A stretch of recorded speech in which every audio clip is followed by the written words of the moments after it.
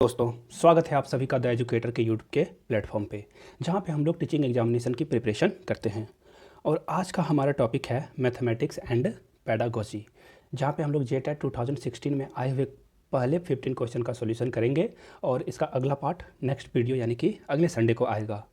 यदि आप लोगों ने अभी तक CDP के पार्ट 1 और पार्ट 2 का वीडियो नहीं देखा है तो लिंक जो है चैनल के डिस्क्रिप्शन बॉक्स में दिया हुआ है, आप जाके CDP के पार्ट 1 और पार्ट 2 को देख सकते हैं। चलिए, तो आज मैथमेटिक्स एंड पेडागोजी हम लोग पढ़ने जा रहे हैं। तो मैं एक मैथ्स से रिलेटेड क्वेश्चन आप लोग से पूछना चाहता हूँ, आप कमेंट बॉक्स में उसका आंसर देंगे। 0 जो नंबर है वो कौन सा नंबर है? वो इवन है या फिर ऑड नंबर है, ये आपको बताना है। ये इवन है या ऑड है, इसका आंसर आप लोग जो है कमेंट बॉक्स में इसका आंसर आप लोग दोगे। चलिए, बिना किसी देर के शुरू करते हैं आज का हमारा टॉपिक। कक्षा 5 के विद्यार्थियों को समतल आकृतियों के क्षेत्रफल की संकल्पना से किसके द्वारा परिचित कराया जा सकता है? देखिए, ध्यान दीजिएगा, क्लास 5 की बात हो रही है यहाँ पे। चलिए, ऑप्शंस को देख लेते हैं। इकाई वर्गों के गणन की सहायता से आकृतियों के क्षेत्रफल की गणना करना। देखिए, ये क्या बोल रहा है कि एक कोई रेक्टेंगल शेप है, सॉरी टेढ़ा बन गया है, तो उसमें जो है उसको स्क्वायर यूनिट यानी कि इसमें छोटे छोटे छोटे बना दिया जाए इसको, और ये जो छोटा सा एक शेप आपको दिख रहा है ये स्क्वायर शेप में, इसको काउंट करके इसका क्षेत्रफल निकाला जाए। ये बिल्कुल सही तरीका है, लेकिन मैंने पहले भी बताया कि क्लास 5 के बच्चों को आप पढ़ा रहे हो तो ये कॉम्प्लिकेट है, थोड़ा सा ये कॉम्प्लिकेट मेथड है। आप बच्चे को बताने के लिए आप उसे क्या करोगे, जनरल मेथड की ओर लेके जाओगे, जहाँ पे वो क्या करे, अपने लाइफ से रिलेट कर पाए उस चीज़ को। तो पहला ऑप्शन क्या होगा, ये कट गया पहला ऑप्शन यहाँ पे, ये नहीं होगा, क्लास 5 के लिए एप्लीकेबल नहीं होगा। आयत और वर्ग के क्षेत्रफल का सूत्र बताना। देखिए, किसकी बात हो रही है यहाँ पे, आकृतियों के क्षेत्रफल की, यानी डिफरेंट फिगर के एरियाज की बात हो रही है यहाँ पे। तो आयत और वर्ग के क्षेत्रफल का सूत्र बता के आप सारे एरिया के बारे में बात कर सकते हो क्या? तो ये भी कटा। यहाँ पे आपको ट्रायंगल, क्वाड्रिलेटरल, पेंटागन, हेक्सागन, सारे जो शेप्स हैं उसका आपको एरिया निकालना हो तो ये भी कट गया। आयत की लंबाई और चौड़ाई का पता लगाते हुए आयत के क्षेत्रफल के सूत्र का प्रयोग करके आयत के क्षेत्रफल की गणना करना। मैं बार बार बता रहा हूँ, अभी ये ऑप्शन 3 जिस तरह से कटा, ये 4 भी कटेगा। क्यों? क्योंकि ये सिर्फ रेक्टेंगल की बात कर रहा है और क्षेत्रफल में यानी आकृतियों की, समतल आकृतियों में बहुत सारे अलग अलग शेप्स आएंगे, सिर्फ आयत नहीं आएगा। अब पहले ऑप्शन की ओर बढ़ते हैं।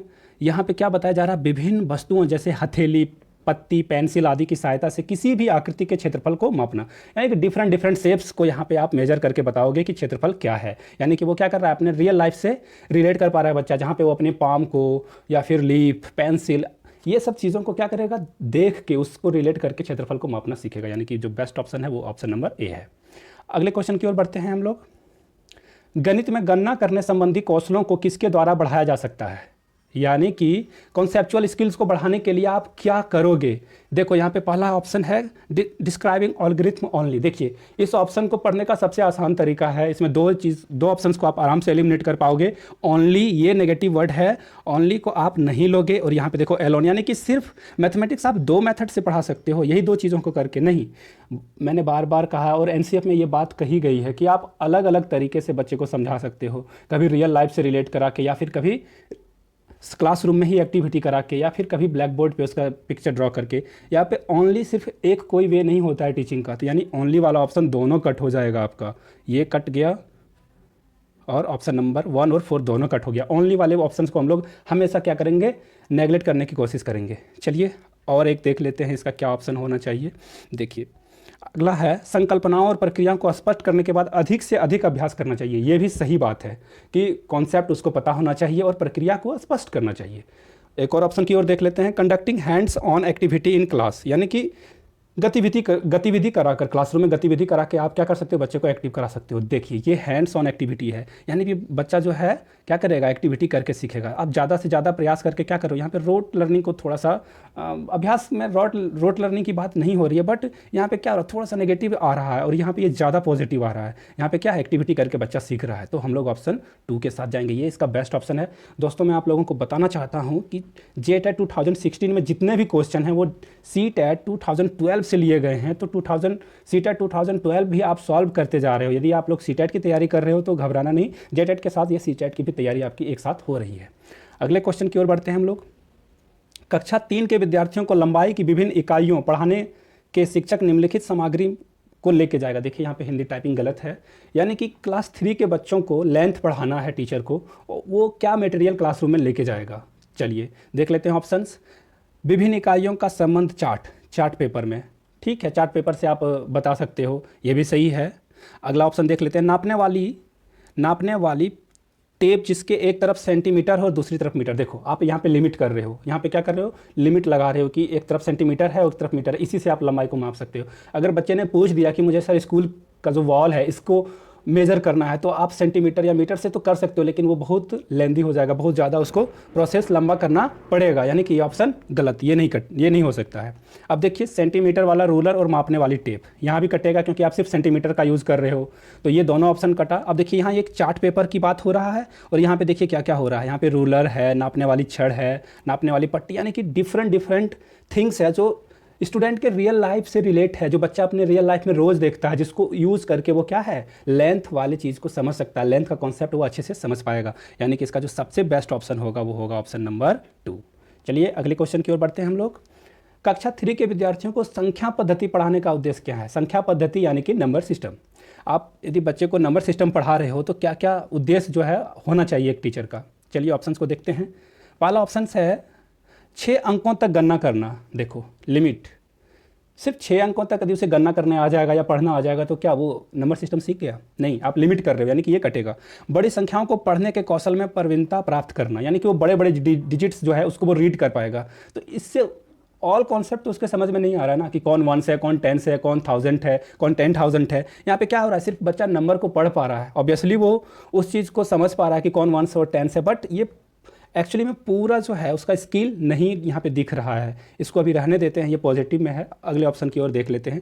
4 अंकों वाले संख्या के योग्य और व्याकलन यानी कि सब्ट्रैक्शन के कौशल प्रवीणता प्राप्त करना। देख लीजिए 4 डिजिट्स वाली बात हो रही है, लिमिटेशन कट गया ये भी। संख्याओं को सैकड़ा, दहाई, इकाई के समूह के रूप में देखना और स्थानीय मान यानी कि प्लेस वैल्यू को जानना। देखिए ये ऑप्शन भी सही है, 3 नंबर और 1 नंबर, बट आप जाओगे 1 नंबर के साथ। क्यों? क्योंकि यहाँ पे ज़्यादा कॉन्सेप्ट अच्छे से समझ में आ रहा है बच्चों को, और यहाँ पे क्या हो रहा है, वो सिर्फ जो एक नंबर दिया हुआ है उसको पढ़ने की कोशिश कर रहा है। यानी कि हम लोग जाएंगे ऑप्शन नंबर ए के साथ, जहाँ पे उसे इकाई, दहाई, सैकड़ा के बारे में पता हो और प्लेस वैल्यू यानी कि स्थानीय मान के बारे में भी जानकारी हो। तो ऑप्शन नंबर इसका ए सबसे बेस्ट होगा, ये सारे गलत हो जाएंगे। नेक्स्ट क्वेश्चन की ओर बढ़ते हैं। सबसे उपयुक्त व्यू रचना जिसका प्रयोग धनराशि के योग की कुशलता को आत्मसात करने के लिए किया जा सकता है, यानी कि सम ऑफ मनी, यानी कि एडिशन ऑफ मनी को आप कैसे पढ़ाओगे क्लासरूम में। यूज ऑफ ICT, देखिए ICT से क्यों आप पढ़ाओगे, ICT से क्या पढ़ा सकते हो आप। ICT यानी कि ये कंप्यूटर एंड टेक्नोलॉजी वाली बात है, इंफॉर्मेशन टेक्नोलॉजी वाली बात है। तो यहाँ मैथमेटिक्स में इसका कोई यूज़ नहीं है, कैलकुलेटर या फिर कंप्यूटर का यूज़ करने वाली बात नहीं है। यानी कि सम ऑफ जो मनी है, एडिशन ऑफ मनी है, उसमें ये ऑप्शन कटेगा। बहुत सारे सवाल हल करना, यहाँ पे क्या हो रहा है, बच्चा एक्टिविटी तो कर रहा है बहुत सारे क्वेश्चंस को सॉल्व करके, बट रियल लाइफ से यहाँ पे रिलेट नहीं कर पा रहा है वो कॉन्सेप्ट को, तो ये ऑप्शन भी कटेगा।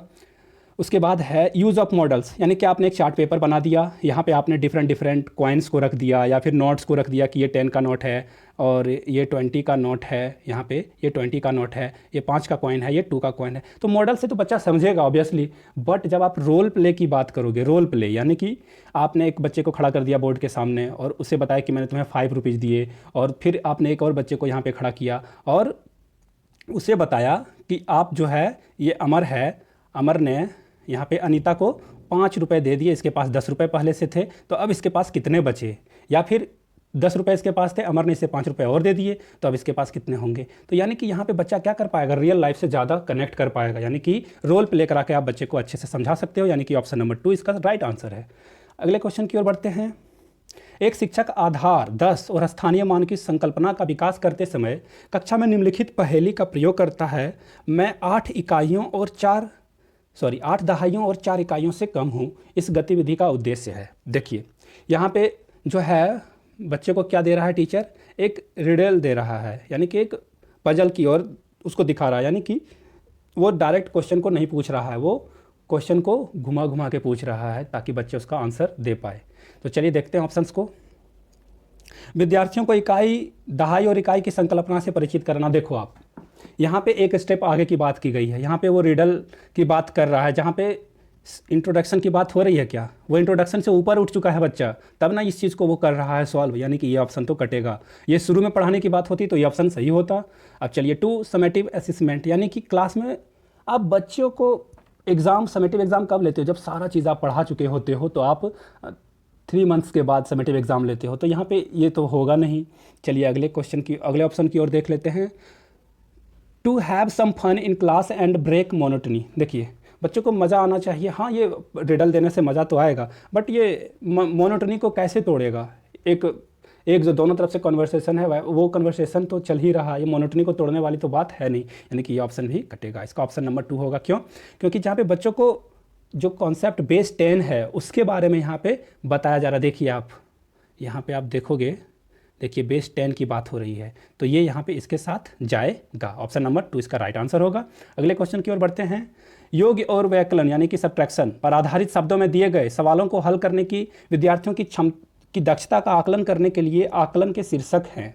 ये कौन सा होगा? देखिए, गलत, आंशिक रूप से सही और पूर्णतः सही। देखिए, जब भी आप किसी का आकलन करोगे तो वहाँ पे गलत और सही सब सारे चीज़ तो हो नहीं सकते हैं ना।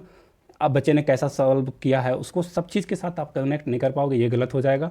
सवाल की पहचान, सही संक्रिया निष्पादित करना, देखिए ये भी नहीं होगा। सवाल की पहचान करना, आप सवाल की पहचान चलो बच्चे ने सही से कर लिया, ठीक है, तो ये हो सकता है, इसको रहने देते हैं। आगे की ओर देख लेते हैं। Understand of problem and writing the correct solution. देखिए, सवाल का बोध करना और सही जवाब लिखना। बच्चे ने यदि सही जवाब दे दिया तो इसका कोई ज़रूरी नहीं कि वो सही जानता हो, ठीक है। अब देखिए, ऑप्शन नंबर 1 के साथ जाते हैं। सवाल का बोधन, निष्पादित किए जाने वाली संक्रिया की पहचान, समस्या का गणितीय रूप में निरूपण, सवाल का समाधान और प्रस्तुतिकरण। देखिए, अब वर्ड प्रॉब्लम आ गए तो वो वर्ड को अच्छे से समझ पाएगा कि कौन क्वेश्चन क्या पूछ रहा है, फिर उसके ऑप्शन, फिर वो क्वेश्चन को क्या करेगा, अपने तरह से समझेगा, फिर उसको ऑपरेशन उसको उसी तरह से कर पाएगा, ऑपरेट कर पाएगा, और फिर वो आंसर लाएगा। यानी कि वो पूरे उसको क्वेश्चन का क्या होना चाहिए, कॉम्प्रिहेंशन ऑफ प्रॉब्लम को भी वो अच्छे से समझ पाए। तो इसका आंसर क्या हो जाएगा? ऑप्शन नंबर ए इसका सही आंसर हो जाएगा। चलिए अगले क्वेश्चन की ओर बढ़ते हैं। देखिए, मिस रीना जो है दशमलव के गुणन की संकल्पना का शिक्षण करने के लिए ग्रिड गतिविधि का प्रयोग करती है। ग्रिड विधि इसे कहते हैं, और वो 0.2 इंटू 0.3 को मल्टीप्लाई करती है। देखिए, यहाँ पे गलत लिखा गया है, 0.2 होगा इसका। तो ये मेथड जो वो कर रही है ये क्या है, इसे बताना है। एक्चुअली हम लोग के मास्टर साहब हम लोगों को कैसे सिखाते थे कि ये 0.2 है और मल्टीप्लाई 0.3 है, तो हम लोग को कैसे सिखाया जाता था कि देखो 2 3 जा 6 हो गया, और डेसिमल के बाद 1 डिजिट, डेसिमल के बाद 1 डिजिट, यानी कि 2 डिजिट के बाद आप लोग डेसिमल डाल दोगे, ये आपका आंसर हो गया। हम लोग के टीचर ने हम लोगों को ऐसे ही सिखाया। बट अब जब आप क्लासरूम में जाओगे पढ़ाने के लिए तो आप ग्रिड मेथड का यूज़ करोगे, जहाँ पे देखो 10 बॉक्सेस ईच में है, रो में भी और कॉलम में भी। उसके बाद 0.3 है तो इधर से 3 बॉक्स को कलर किया गया है, और इधर 0.2 बॉक्स है वो कलर किया गया है। तो देखिए, जो कॉमन है दोनों में, यहाँ पे देखो कॉमन दिख रहा होगा आप लोगों को, तो वहाँ पे 6 बॉक्सेस हैं, यानी कि 0.6 इसका राइट आंसर होगा। तो चलिए अब ऑप्शन की ओर देख लेते हैं। क्या है ये? प्रकरणशील ज्ञान पर ज़्यादा बल दे रही है, संकल्पना ज्ञान पर कम। देखिए, संकल्पना ज्ञान पे कम बल कैसे दे रही है? ये पूरी तरह से क्या कर रही है, ये कॉन्सेप्चुअल नॉलेज को बढ़ावा दे रही है। तो यहाँ पे इस पर ये बात तो होगी नहीं। अब हम लोग जाएंगे अगले क्वेश्चन की ओर। अब देखो क्या है, focusing on developing problem solving skill. यहाँ पे क्या है, समस्या समाधान कौशल के विकास पर बल दे रही है। हाँ, ये ऑप्शन सही लग रहा है। आगे की ओर बढ़ लेते हैं। Using traditional approach of learning, यानी कि ये जो परंपरागत रूढ़ी मेथड है, यानी कि पहले से जो हम लोग सीखते आ रहे हैं उसी को बढ़ावा दे रही है। बिल्कुल नहीं, ये बिल्कुल न्यू मेथड है, हम लोगों ने इसे नहीं सीखा था। यानी कि ये क्या है, बिल्कुल न्यू मेथड है, जहाँ पे बच्चे आसानी से सीख पाएँ।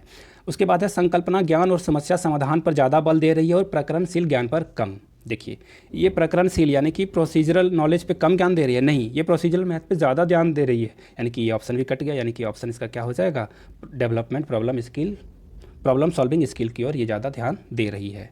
चलिए अगले प्रश्न में बढ़ते हैं। भिन्नों की योग संकल्पना के पाठ परियोजना बनाते समय, देख लीजिए ये ऑप्शन को, यानी कि क्या दिया हुआ है, वाइल प्लानिंग, मतलब जब टीचर लेसन प्लान बना रही है तो उस समय शिक्षक पट्टी मोड़ने वाली गतिविधियों का प्रयोग कर रही है। देखिए, टीचर है वो क्या कर रही है, लेसन प्लान बना रही है कि बच्चों को ऐसे फ्रैक्शन सिखाना है। तो ऐसे फ्रैक्शन को सिखाने के लिए वो क्या कर रही है, देखिए हम लोग जब छोटे भाई बहन हुआ करते थे तो होता था ना, एक बिस्किट माँ ने दिया तो हाफ उसे दे देना है और हाफ खुद को रख लेना है। यानी कि आपको एक बिस्किट में कितना मिलेगा, हाफ मिलेगा। यदि आप 4 भाई बहन हो तो आपको एक टुकड़ा मिलेगा, 3 टुकड़े अलग और अदर को मिलेगा। यदि पड़ोसी आ गए तब तो भाई फिर बहुत छोटा टुकड़ा आपको मिलने वाला है, यानी कि 1/8 पार्ट ही आपको मिलेगा उस बिस्किट में। तो ये जो टीचर कर रही है ये कौन सा एक्टिविटी है? चलिए ऑप्शंस की ओर बढ़ते हैं। देखिए क्या है, कंटेंट एक्टिविटी। क्या ये विषय वस्तु संबंधी गतिविधि है? हाँ, ये लग रहा है कि ये है। अगले क्वेश्चन की ओर बढ़ते हैं, ऑप्शन की ओर। विषय वस्तु पश्च गतिविधि यानी कि पोस्ट कंटेंट, बाद में नहीं। यहाँ पे वाइल प्लानिंग की बात की गई है तो पोस्ट तो कटेगा, बाद की बात है नहीं, ये वेस्ट ऑफ टाइम है, बिल्कुल नहीं। इससे बच्चे क्या हो गए, कॉन्क्रीट नॉलेज उन्हें मिल पाएगा, ये तो बिल्कुल सही बात है, तो ये भी सही है। अब देखो लास्ट, विषय वस्तु से पूर्व की गतिविधि, यानी कि आप जब कंटेंट पढ़ाने के लिए जाओगे तो उससे पहले ही आप क्या करोगे, इसे बता दोगे। तो ऐसा हो सकता है क्या? नहीं हो सकता है। आप पहले कैसे पढ़ा सकते हो इस चीज़ को? आप इस चीज़ को पहले नहीं पढ़ा सकते हो। ये क्या होगा, वाइल, यानी कि उसी दौरान आप पढ़ाओगे। आपने भले ये बनाया है लेकिन इसे पढ़ाना कब है, बाद में। आप उसे फ्रैक्शन बता दोगे, फिर आप पिक्चर ड्रॉ करके इसे बताओगे, यानी कि ये क्या है, कंटेंट एक्टिविटी है, विषय वस्तु से संबंधित एक्टिविटी है। चलिए अगले क्वेश्चन की ओर बढ़ते हैं। कक्षा 4 के विद्यार्थियों को यह समझाने के लिए कि शेष हमेशा विभाजक से कम होता है, उचित उपागम है। अब देखिए इस क्वेश्चन को एक जरा सा देख लेते हैं हम लोग। यदि 2 को डिवाइड करना हो 5 से तो इसका आंसर क्या आएगा, 2 से 2 2 4, यानी कि रिमाइंडर आया 1। तो इस आपको ये बताना है कि ये जो 2 जो डिवीज़र है ये हमेशा रिमाइंडर से क्या होगा, बड़ा होगा। ये बात आपको बतानी है बच्चों को। तो आप क्या सबसे अच्छा जो है अप्रोच यूज़ करोगे। ऑप्शंस को देख लेते हैं। Perform lots of division sum on a black reminder is less than divisor, यानी कि श्याम पट पर आप बहुत सारे सवाल को कराओगे और दिखाओगे कि ये हाँ ये सही लग रहा है, ये ऑप्शन बिल्कुल सही लग रहा है। देख लेते हैं, इससे बेटर ऑप्शन होगा तो हम लोग उसके साथ जाएंगे, अदरवाइज इसी को देख लेंगे। अनेक बार विद्यार्थियों को मौखिक रूप से स्पष्ट करना, देख लो ये बहुत कॉम्प्लिकेट मेथड है। यदि क्लास 4 के बच्चे ये जो है ऑरली जो है इसको आंसर नहीं कर पाएंगे, ये तो गलत हो गया, ये वर्बली आंसर नहीं कर पाएंगे, तो ये कट गया। विभाजन वाले सवालों को निश्चित भिन्नों के रूप में निरूपित करना और यह स्पष्ट करना कि भिन्न का अंश शेष है।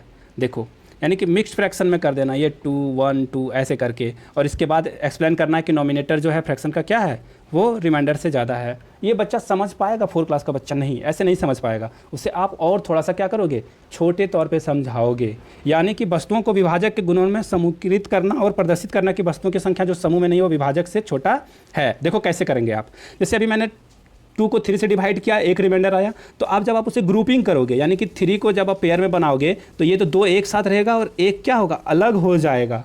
उसी तरह से ये 5 को 2 से डिवाइड करना होता तो ये क्या होता, 2 2 ग्रुप में एक साथ आता, ये 2 अलग अलग होता और एक रिमाइंडर यहाँ बचता, यानी कि ये पेयर में ये बच जाता। तो आप दिखाते कि यदि हम 2 से डिवाइड कर रहे हैं तो जो रिमाइंडर एक जो बचेगा वो क्या होगा, हमेशा ये डिवीजर से छोटा होगा, यानी कि हमेशा क्या होगा, ग्रेटर देन होगा, यानी कि इसका जो आंसर होगा वो होगा आंसर नंबर 4। अगले क्वेश्चन की ओर बढ़ते हैं। दी गई समान आकृतियों के 5 वर्गों से ये मिलकर बनी हुई है। 5 आकृतियों का क्षेत्रफल 180 वर्ग सेंटीमीटर है। आकृति का परिमाप सेंटीमीटर में क्या होगा। देखिए ये 5 वर्ग है, यानी कि ये स्क्वायर दिया हुआ है। इससे आपको क्या करना है, इसका सारे का जो क्षेत्रफल एरिया दिया हुआ है 180 स्क्वायर सेंटीमीटर। तो आप क्या करोगे, इसको x कंसीडर कर लो, ये साइड को x कंसीडर कर लो।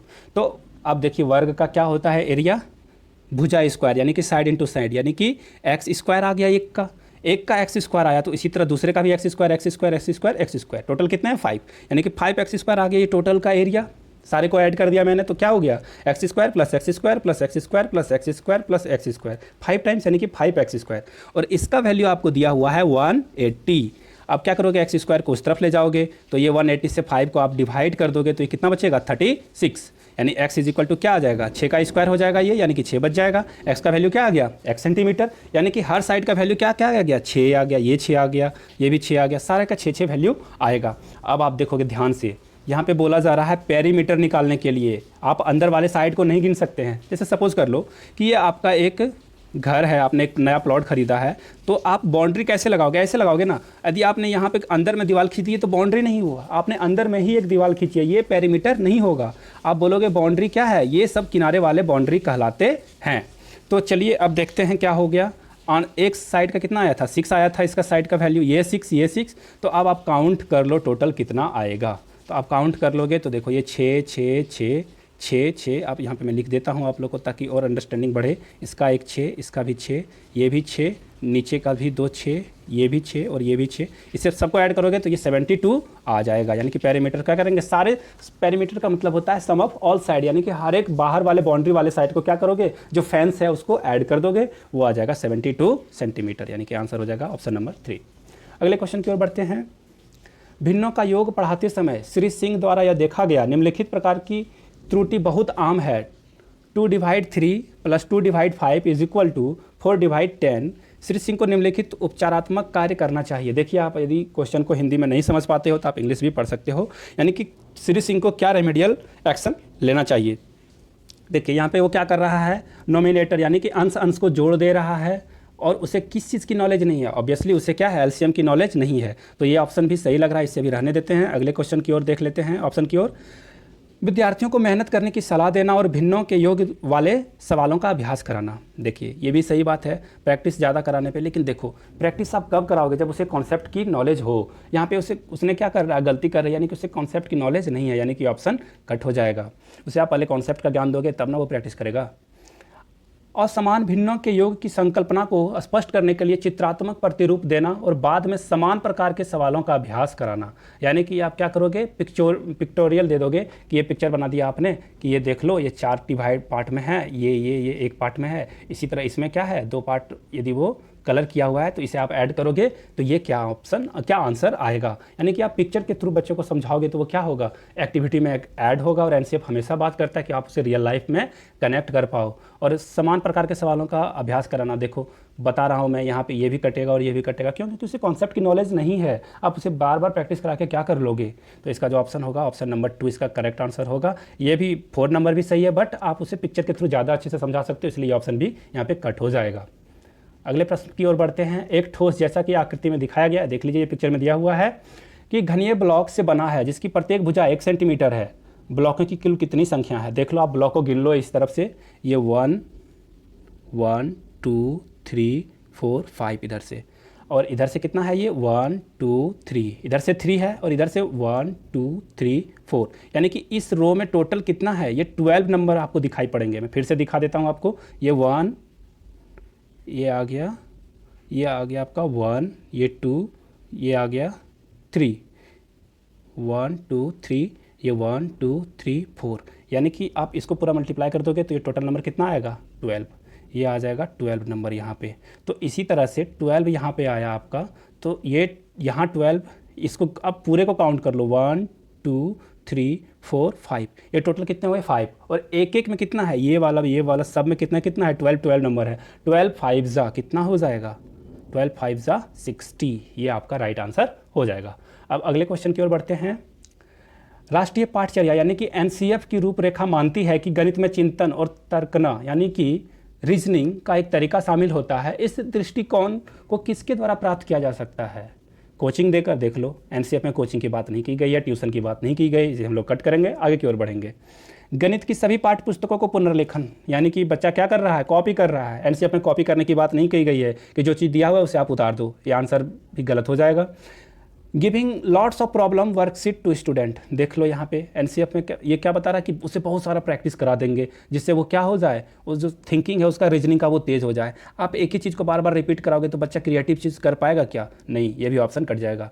अब आप इसे देख लो, खोजबीन उपागम का प्रयोग करना, हस्त चालकों का प्रयोग करना, संकल्पनाओं को वास्तविक जीवन से जोड़ना, विद्यार्थियों को खोज चर्चा में शामिल करना। देख लो ये सबसे बेस्ट ऑप्शन है। क्यों? क्योंकि बच्चा को आप क्या कर रहे हो, यहाँ पे ऐड कर रहे हो, बच्चा को क्या कर रहे हो, ऐड कर रहे हो, एक्टिविटी में ऐड करो, यानी कि यह 2 वे टीचिंग होगा, यानी कि दोनों तरफ से बातचीत होगी। तो क्या है, स्टूडेंट को आपको इंक्लूड करना है, तो ये सही है। रियल लाइफ देख लो आप, रियल लाइफ यहाँ पे लिखा हुआ है, ये भी सही बात बोला जा रहा है, यानी कि कुल मिला के ऑप्शन नंबर 2 इसका राइट आंसर होगा।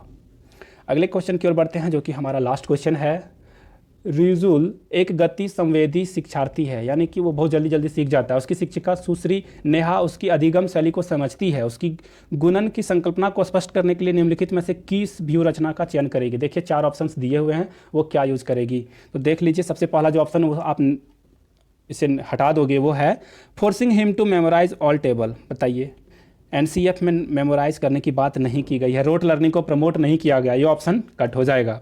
अब आप देखो, ये जो है, ये आप क्या करोगे, नंबर लाइन ड्रॉ कर दोगे और उससे आप समझाओगे कि स्किप काउंटिंग ऐसे होता है, ये भी बिल्कुल सही है। अब आप देखो यहाँ पे क्या है, एक मोतियों की माला टाइप की है, जहाँ पे आप देख लो कि ये एक बार 2 ब्लैक है, एक बार 2 वाइट है, और यहाँ पे क्या है 3 को स्किपिंग करके बताया गया है। ये भी बिल्कुल सही है, यानी कि इससे बेटर ये दिख रहा है, बच्चा इससे क्या कर पाएगा, ज़्यादा आसानी से रिलेट कर पाएगा। यानी कि आप डिफरेंट कलर्स के यदि आपने कोई माला बच्चों के सामने रख दी और उसे स्किप काउंटिंग इस तरह से समझाओगे तो बच्चा आसानी से समझ पाएगा। देख लो तो बहुत सारे माले होते हैं हम लोगों के गले में, जहाँ पे आप देखोगे कि वो कलरफुल हो, एक पैटर्न उसमें रहता है कि 2 ब्लैक हो, फिर 2 रेड, फिर इस तरह से वो सो ऑन चलते रहता है। यानी कि इस चीज़ से आप ज़्यादा रिलेट कर पाओगे। अब क्रॉस लाइन इससे बच्चा नहीं समझ पाएगा, लेकिन ये सीटेट 2000 का ऑफिशियल आंसर की में यही आंसर दिया हुआ है, तो मैं इसे आपके ऊपर छोड़ देता हूँ कि आप किसके साथ जाना चाहते हो, ऑप्शन नंबर 1 के साथ या 3 के साथ। मेरे अकॉर्डिंग ये ऑप्शन नंबर 3 ज़्यादा सही है, क्योंकि इसमें रियल एक्टिविटी से लाइफ को जोड़ा गया है। यानी कि ऑप्शन नंबर 3 इसका राइट आंसर है मेरे अकॉर्डिंग। लेकिन ये सीटेट के ऑफिशियल आंसर की में ये दिया हुआ है, आपकी मर्जी, आप जो लेना चाहते हो। मेरा काम था बताना, मैंने आपको बता दिया।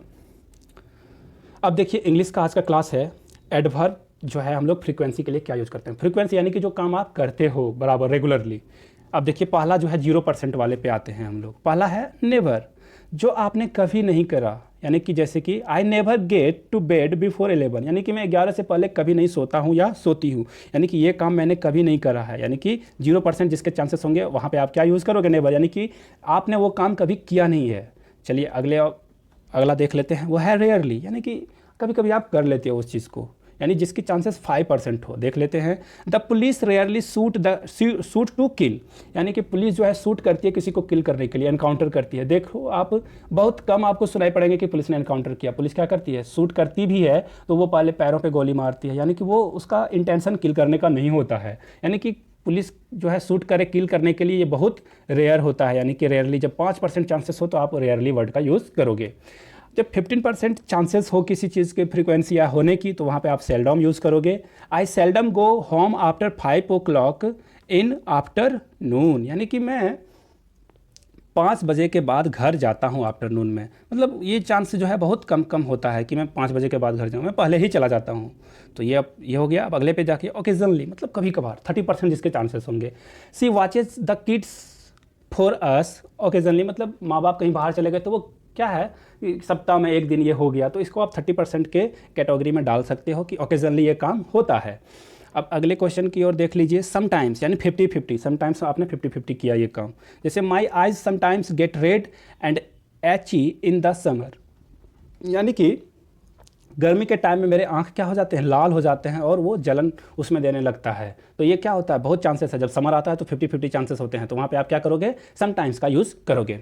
अब है अगला ऑफेन, ऑप्टेन नहीं पढ़ना है इसे, ऑफेन। इसका सही प्रोनाउंसिएशन ऑफेन है, यानी कि 70% चांसेस हो जो आप हमेशा करते हो। I often feel a pain in my stomach, sorry, मैं क्या है कि मेरे पेट में हमेशा दर्द होते रहता है। मतलब 30% चांसेस है कि वहाँ पे कभी कभी दर्द ना हो, लेकिन ये रेगुलरली दर्द होता है, तो वहाँ पे आप ऑफेन यूज़ करोगे।